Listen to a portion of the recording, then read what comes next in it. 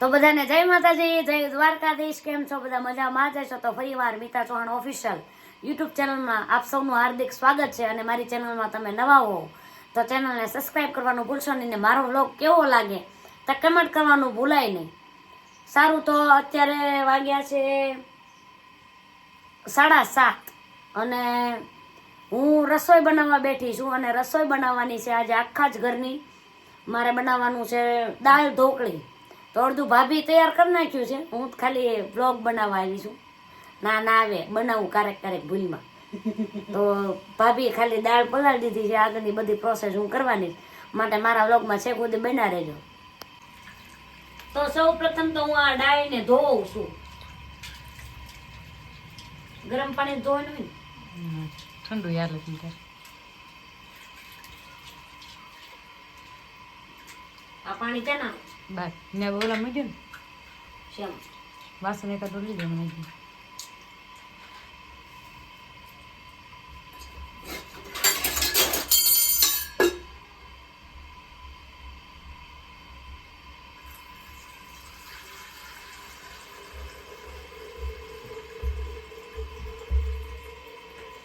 અમારે છે ને રસોડું નાનું એવું છે.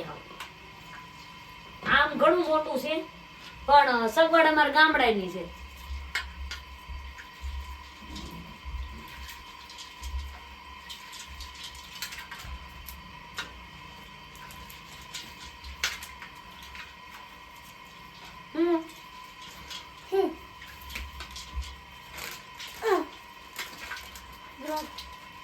એક વાર જાય બ્લોગ ચાલુ છે મારો. બ્લોગ માં એડવર્ટાઈઝ આવે હો ક્યારેક બહુ વેરી ગુડ. પાણી બીજો નકર કેશે મિતાબેન પાણી એમાં કાઢ્યું.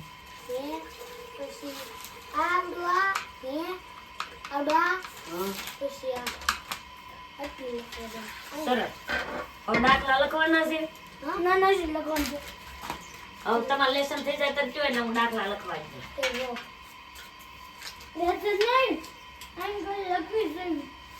જો સરસ રીતે મેં દાળ ધોઈ નાખી છે અને હવે ગરમ પાણી અંદર કુકરમાં મૂક્યું છે, એમાં ઓલી દઈશ. ક્યારેક તો અડધી દાળ રહી જાય. ઓળ દઉં.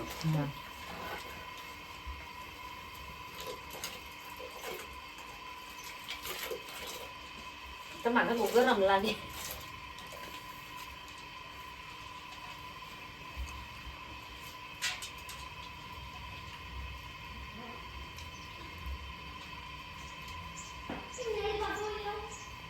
મીઠું નાખવાનું.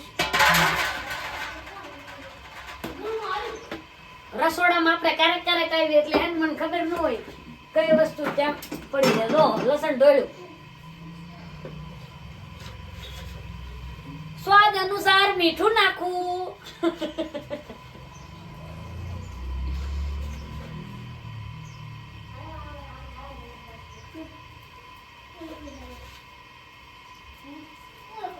થોડી હળદર નાખી દઈશું.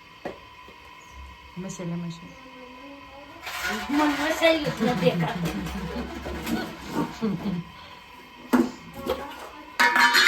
થોડી કમથી હળદર નાખવાની. હળદર શું કામ નાખવાની એ ભાઈ? આમ દાળનો કલર સારો આવે છે. જો દાળનો કલર સારો લાવવો હોય તો હળદર નાખવાની. પાણી ઘટે એમ છે, થોડુંક વધારે નાખવું. ના હાલશે. થોડુંક નાખ્યું સાસુ. બસ ઉભરાશે. આ ધોઈ નાખું. તો પેલા ઢાંકણ મેં કેટલું કુકર બગડે નહીં એટલે પેલા હાથ ધોઈ નાખવા.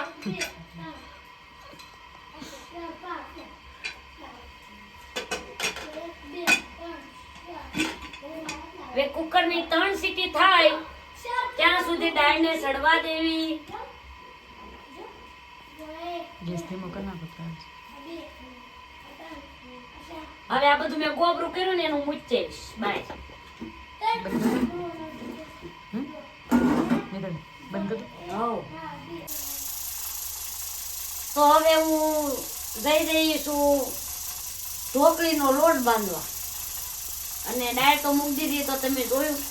તો પેલા થોડુંક પાણી લીધું અને એમાં નાખીશ પેલા થોડુંક મીઠું, પછી નાખીશ 2 પાવડી જેટલું તેલ,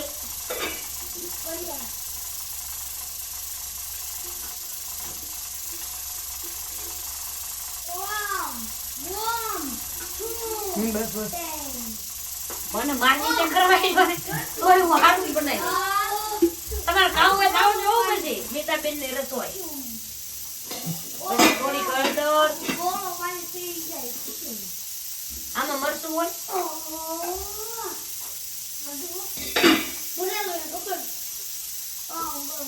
ને મરચું પણ નાખી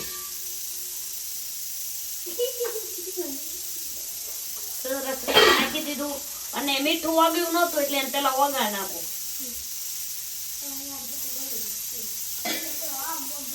નકર પછી કોક ને ખારી ઢોકળી આવશે ને તો મારો વારો પાડી દે.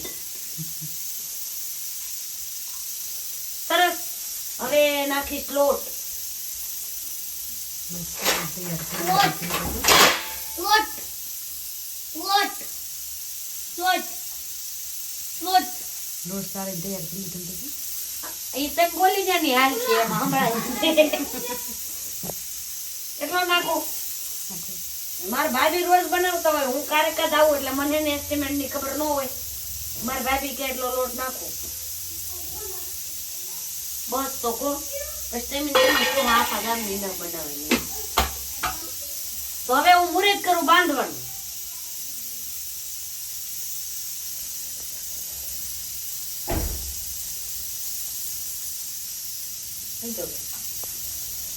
તમે જોઈ શકો છો મેં સરસ રીતે લોટ બાંધી દીધો છે. તો તમે જોઈ શકો છો સરસ મજા રીતે મેં લોટ બાંધી દીધો. અને હવે ઢોકળી બનાવી પણ લોટ જરીક ઢીલો થઈ ગયો. એ મારે નથી જોવાનું, થોડીક જ બનાવી. બહુ ઢીલો છે, શું કરશું? કઈ ન કરાય. હવે હેને એની રોટલી બનાવીશ પેલા, પછી એના કટકા કરીશ અને પછી દાળ વઘારીશ અને પછી એના અંદર નાખીશ ને સડી જાય ને પછી બધાને ખવડાવીશ.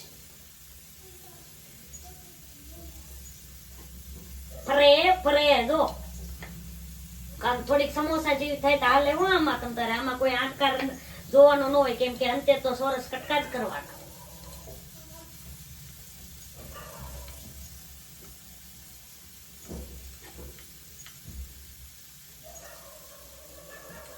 જો ભારતના નકશા જેવી રોટલી મારી તૈયાર છે. હવે એના કટકા કરીશ સરીથી.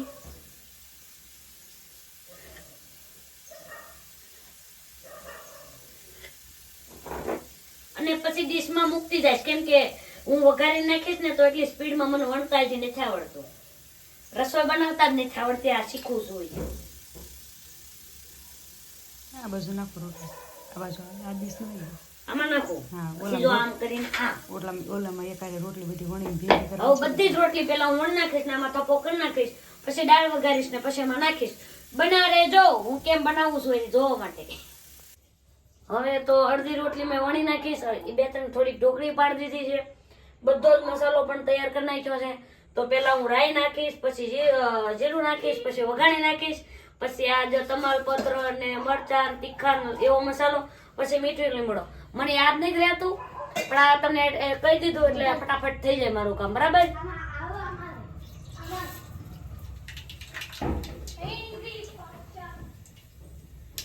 જેને ચમચે ભાવે ચમચે નાખે ને મને ભાવે હાથે એટલે હું નાખું હાથે. રાઈ ફૂટી જાય.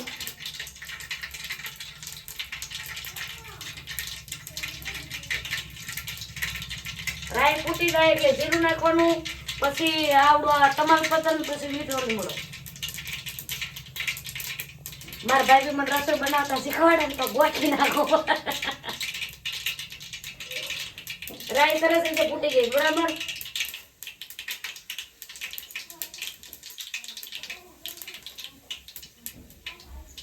વઘાણી, તમાલપત્ર અને આ છે મીઠો લીમડો.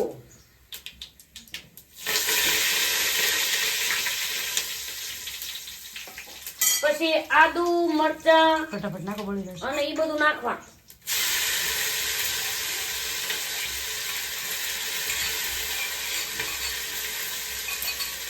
ઈ નખાઈ જાય એટલે ટમેટા.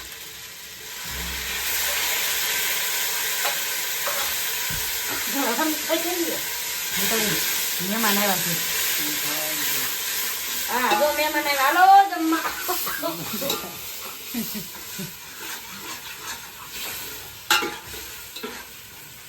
પછી આ બધી જ વસ્તુ તેલમાં ચડવા દેવાની. આમ ઝૂમ કરીને તો દેખાડો કેવું કામ આવ્યું છે.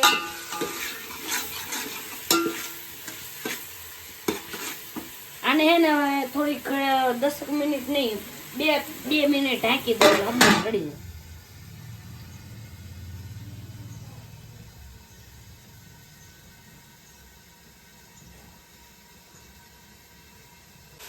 તો તમે જોઈ શકો છો કે આ સરસ રીતે બધું કમ્પ્લીટ થઈ ગયું છે. હવે એની અંદર હું નાખીશ પેલા સ્વાદ અનુસાર ફરીથી મીઠું, પછી હળદર,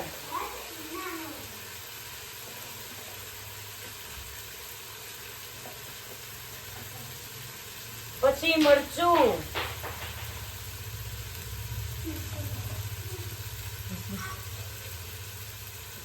તેમ શીખવાડતા જાઉં, અને થોડુંક ધાણા જીરું, પછી હલાવી નાખવાનું.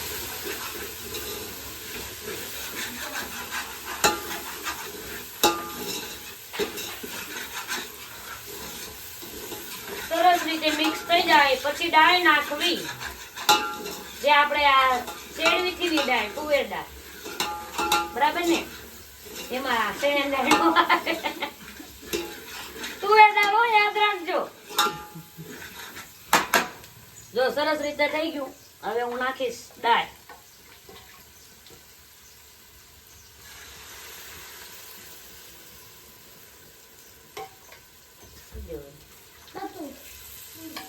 તો સરસ રીતે હવે હે ને આ દાળનો વઘાર પણ બેઠી ગયો છે અને સરસ રીતે દાળ પણ ઉકળી ગઈ છે. એટલે હવે આની અંદર જો મેં પેલા દાળ ઢોકળી વણીને મૂકી હતી ને, એ અડધી વણવાની બાકી છે અને અડધી વણાઈ ગયેલી છે. તો એને હું છે ને પેલા નાખી દઈશ અંદર, અને બાકી જે બધી રોટલી બનાવેલી એને કટકા કરતી જઈશ ને નાખતી જઈશ.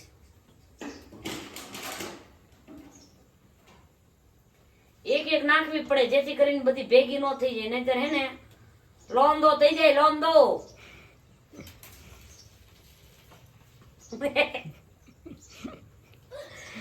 આજ મને હરખ થાય, હું પહેલી વાર દાળ ઢોકળી અને એમાં વ્લોગ બનાવું છું એટલે મારી મહેનત ફેલ તો આવી જ ન જોવે.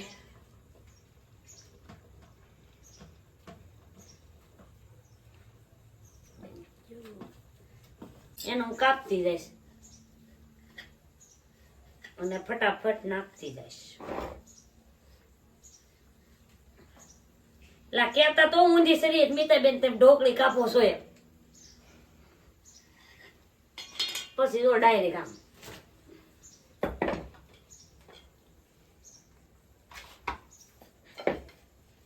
મન સરી ભૂલાઈ જાય ક્યાં મૂકી હોય. બોલો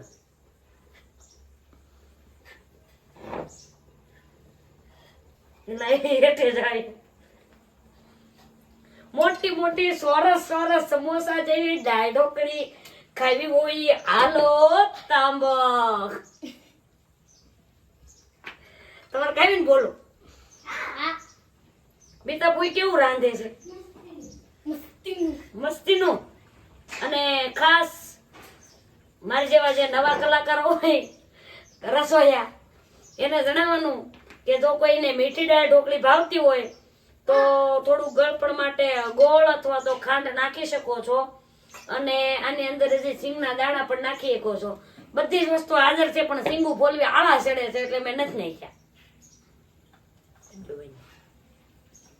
તો તમે જોઈ શકો છો આ સરસ મજાની મેં દાળ ઢોકળી બનાવી નાખી છે, અને મારા ભાભીને મેં ટેસ્ટ પણ કરાવી છે. તો મારા ભાભીને પૂછીએ કે કેવી લાગી મીતાબેનને દાળ ઢોકળી બનાવી, બરાબર? બહુ સરસ. તો આ છે મારા ભાભી જે ગોપાલભાઈના વાઈફ છે. તો ભાભી દાળ ઢોકળી કેવી બનાવી? દાળ ઢોકળી તો મીતાબેને સરસ બનાવી, પણ ઘાયા કારેક જ ચડે છે. હા, એટલે આમ ટેસ્ટી ટેસ્ટી બનાવી ને? ટેસ્ટી એટલે સરસ બનાવી છે. હા, મેં પણ પહેલી વાર બનાવી છે દાળ ઢોકળી. તમે ક્યોક મહેમાન આવો ત્યારે મને મજા આવે તો હું બનાવીશ ક્યારેક. હવે જોઈએ કોણ મહેમાન આવે છે. દાળ ઢોકળી તો સારી બનાવી છે.